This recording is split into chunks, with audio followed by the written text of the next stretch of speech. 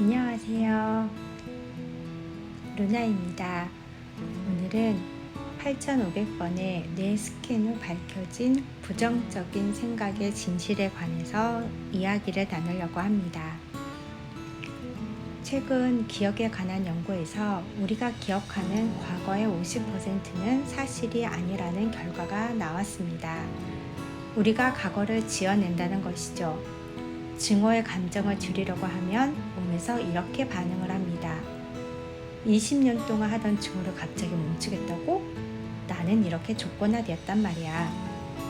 조건화는 과거를 기반으로 하므로 몸에서 해당 감정의 결핍을 느끼면 금단 현상처럼 일정의 차질이 생긴 것으로 여겨 뇌에 새겨진 감정 기반의 경험을 떠올리도록 몸이 마인드에 영향을 주기 시작하고 그 감정은 과거를 떠올리도록 만듭니다.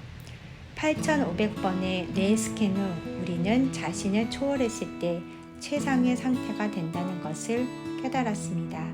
이때가 무제한으로 창조할 수 있는 우아한 순간입니다.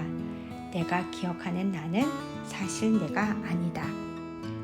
작은 생각의 변화는 새로운 발상을 만들고 새로운 발상은 새로운 선택으로 이어집니다. 새로운 선택은 새로운 행동을 이끌어주고 새로운 행동은 새로운 경험을 창조하며 새로운 경험은 새로운 감정을 유발합니다. 새로운 감정은 당신이 지적으로 인지한 것을 우리의 몸에 화학적으로 입력합니다. 즉, 우리가 생각하는 진실을 우리의 몸에 기인한다는 뜻입니다. 새로운 감정은 다시 새로운 생각에 영감을 주는데 우리는 이것을 발전이라고 부릅니다. 그리고 강력한 감정이 원인이 되어 발전은 촉진되기도 하고 중단되기도 합니다. 배신, 트라우마, 그 무엇이든 어떤 사건에 강한 감정을 느끼고 내면의 큰 변화를 느낄수록 우리는 내부보다는 외부의 원인에 주의를 기울이게 됩니다. 우리의 뇌는 그 순간을 고정된 이미지로 남기로 뇌 신경에 패턴을 새기는데 이것은 우리의 기억이 됩니다. 어떤 사건에 강한 감정을 느낄수록 그 기억은 장기 기억이 되며 장기 기억은 생물학적으로 각인되어 우리가 감정적으로 벗어나지 못하거나 집착하게 되는 것이 되기도 합니다. 강력한 경험은 모든 뇌세포의 주의를 끌며 지난 경험의 순환 안에서 신경학적으로 사고하고 해당 범위의 감정을 화학적으로 느끼게 만듭니다. 따라서 우리의 생각과 느낌은 우리의 존재를 정의하며 생각하고 느끼는 대로 우리는 존재하게 됩니다. 정상적인 반응을 중재하거나 통제하는 방법을 모른다면 어떤 감정을 주체하지 못하거나 특정 시기에 생성된 화학물이 장시간 몸 안에서 계속 흐를 때 또는 특정 사건이 화학적인 변화를 일으켰지만 우리의 몸이 다시 균형을 다시 찾을 수 없을 때 이렇게 감정적인 반응이 며칠 또는 며칠 동안 유지되면 이것은 우리의 분위기가 됩니다. 며칠 전에 있었던 일로 기분이 안 좋아서 긴 감정적 반응을 보일 때가 있을 수도 있는데 이것은 누군가에게 계속 말을 걸면서 안 좋은 기분을 상기하는 것과 같습니다. 같은 순환을 끊어냈다가 연결하기를 반복하며 과거를 기반으로 우리의 몸을 계속 조건화하는 것이죠. 몇 주 또는 몇 달 동안 아침에 눈 뜨자마자 특정 감정을 복습하면 그 감정은 우리의 기질이 되며 특정 감정을 몇 년 동안 유지하고 기억하면 이것은 우리의 성격 특성이 됩니다. 따라서 우리는 과거에 살던 나를 기억하는 것입니다. 기억에 대한 연구에 의하면 우리의 기억은 왜곡이 되기도 하는데 우리는 왜곡된 과거의 50%를 사실이라고 믿으며 살아갑니다. 과거를 기억하는 것이 아니라 과거를 지어낸다는 것이죠.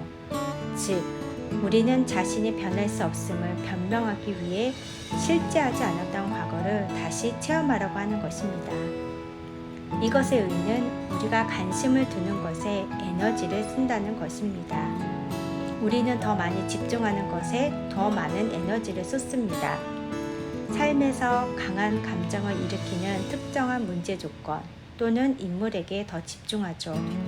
과거의 기억이 아닌 미래의 비전에서 살기로 결심했을 때 가장 어려운 점은 지금부터 그것을 의식하고 똑같은 무의식적인 선택을 반복하지 않는 것입니다.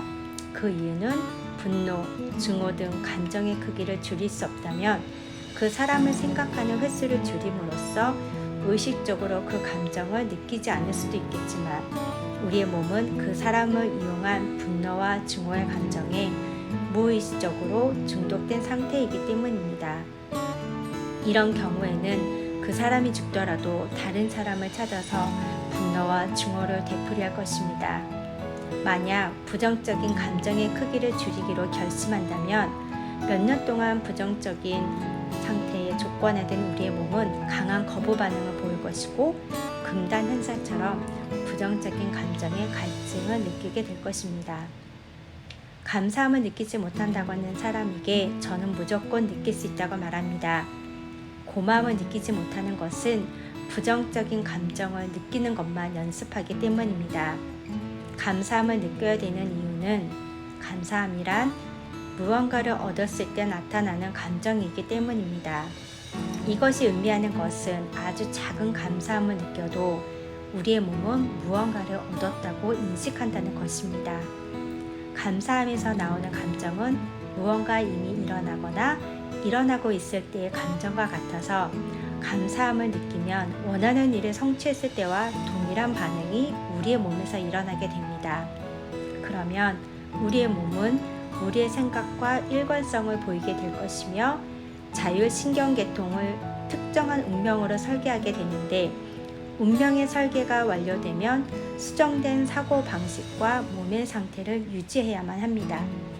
즉, 외부 환경 조건으로부터 육체의 감정과 상황의 욕망으로부터 그리고 시간으로부터 독립성을 유지해야 한다는 것입니다.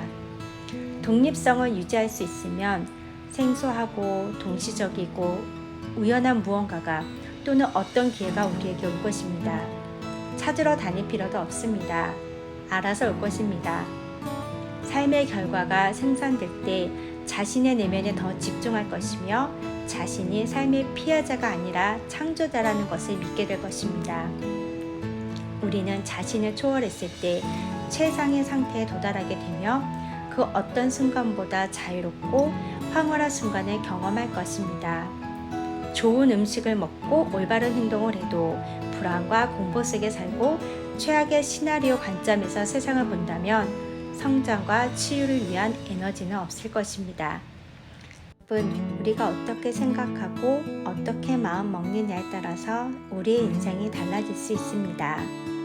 오늘 나는 부정적인 생각으로 가득 차 있는지 감사함으로 좋은 에너지를 가지고 살아가고 있는지 한번 생각해 보세요. 마지막으로 제가 가장 좋아하는 성경 말씀 한 절을 나누고 마치겠습니다. 잠언 4장 23절 모든 지킬 만한 것보다 더욱 내 마음을 지키라. 생명이 근원이 이에서 나느니라. 오늘도 긍정적인 사고방식과 감사함으로 생각과 마음에 뇌에 세팅하시고 좋은 하루 되시기를 바라겠습니다. 감사합니다.